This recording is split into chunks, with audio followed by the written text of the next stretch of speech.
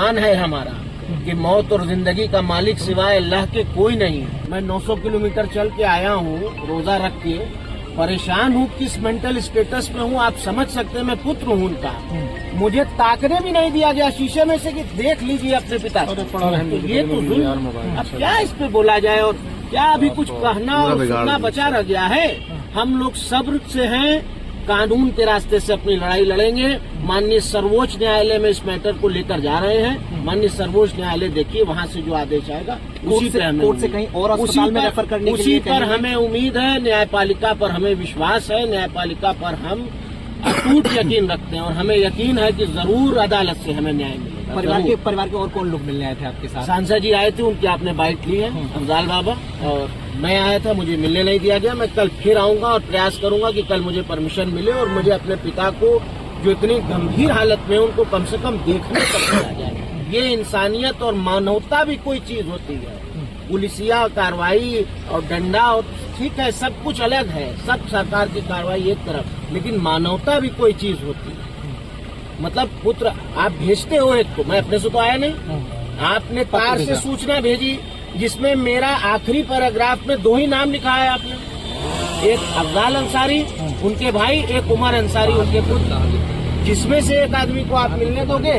ये देखिए, ये साफ लिखा है मेरा नाम, आप चाहिए दिखाइए भी, ये मैंने सोशल मीडिया पे भी डाला, पुत्र उमर अंसारी और भाई अफजाल अंसारी, सांसद दोनों के नाम लिखे हैं इस पे, लेकिन नहीं मिलने देंगे। क्यों नहीं मिलने देंगे साहब? इसका कोई जवाब नहीं। जाइए कप्तान साहब से मिलिए, जाइए डीएम साहब से मिलिए, जाइए डीआईजी साहब से मिलिए, जाइए डीजी साहब से मिलिए, जाइए मुख्यमंत्री साहब से मिलिए। जानबूझ के चीजें कर रहे हैं। अब सब आप लोग को भी पता है, सब देश भी देख रहा है, दुनिया भी देख रही है, और 24 नजदीक है। बस मेरी अभी इस वक्त यही प्रार्थना है कि वो स्वस्थ हो जाए, ठीक हो जाए। 24 में क्या कुछ रहने वाला है?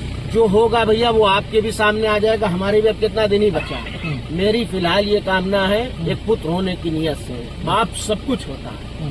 मेरे 25-26 साल के जीवन में मैं 25 साल अपने बाप के बगैर रहा हूँ। मैं उनके जीते जी उनसे दूर रहा हूँ।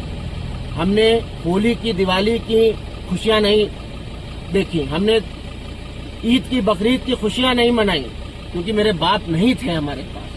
और आज जब उनको इस परिस्थिति में देखता हूँ और जब ये कार्रवाई देखता हूँ कि पुत्र अपने पिता से बुलवाया जाएगा, 900 किलोमीटर आएगा और फिर ताकने भी नहीं देंगे शीशे से कि देख ले कि कैसे हैं वो, स्वस्थ हैं, जीवित हैं, ठीक हैं, ये भी नहीं देखने देंगे। परेशान है 24 के लिए कुछ अपील, कुछ पूछना है कि परेशान है कि नहीं है? कुछ स्वाभाविक है भैया, परेशान है, बहुत परेशान है, लेकिन बताया ना कि ईमान है, और ईमान यही है कि मौत और जिंदगी का मालिक सिवाय अल्लाह के कोई नहीं है।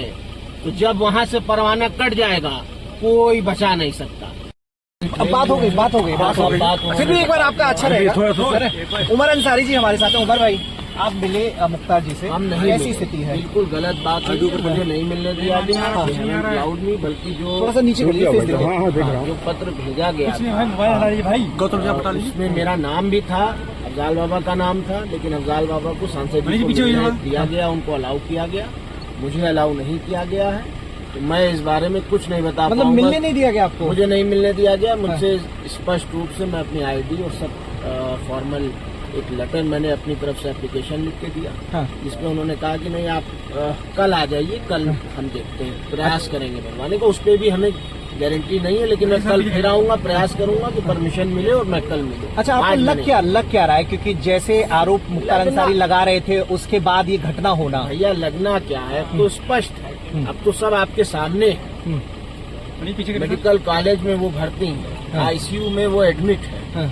अब इसमें अभी लगने की तो कोई बात रह नहीं गई। वो स्वस्थ हो जाए, वो ठीक हो जाए, वो बेहतर हो जाए। मेरा सवाल रमजान का 5 महीना चल रहा, हम लोग यही दुआ, यही प्रार्थना कर रहे हैं। मैं रोजे से हूँ और हम लोग बहुत परेशान हैं, लेकिन हमें ऊपर वाले पर यकीन है और ईमान है हमारा कि मौत और जिंदगी का मालिक सिवाय अल्लाह के कोई नहीं है। जेल में ही उनको जहर दिया गया था, वो लखनऊ के पीजीआई अस्पताल में एडमिट रहे और तबीयत उनकी बहुत दिन खराब रही। उसके बाद फिर ले आके वापस बांदा में उनको वो किया, ले आके रखा। लेकिन बात ये है कि सब कुछ आपके सामने है, खाना आप दोगे, रखेंगे आप हमें जैसे चाहोगे रखोगे, तो जब रक्षक ही भक्षक बन जाएगा तो फिर क्या कहना है? तो फिर तो वो बचाने वाला वही एक जात ऊपर वाला है। 3 अफसर सस्पेंड हुए थे, 2 डिप्टी जेलर और 1 जेलर। ये उनकी प्रशासनिक चीज है, उसमें मैं कुछ नहीं कह सकता हूँ। कौन सस्पेंड हो रहा, कौन बहाल हो रहा, कौन ट्रांसफर हो रहा, हम ये चाहते हैं कि वो जुडिशियल कस्टडी में है।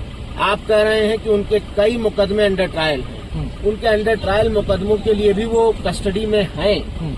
आप अदालत की न्यायिक अभिरक्षा में है, उनकी जान सुरक्षित रहे, वो स्वस्थ रहे, यही हम लोग भी चाहते हैं। और क्या है भाई, ट्रायल करा रहे हैं आप, ट्रायल कराइए, ट्रायल तो हो ही रहा है। यहाँ के ट्रीटमेंट से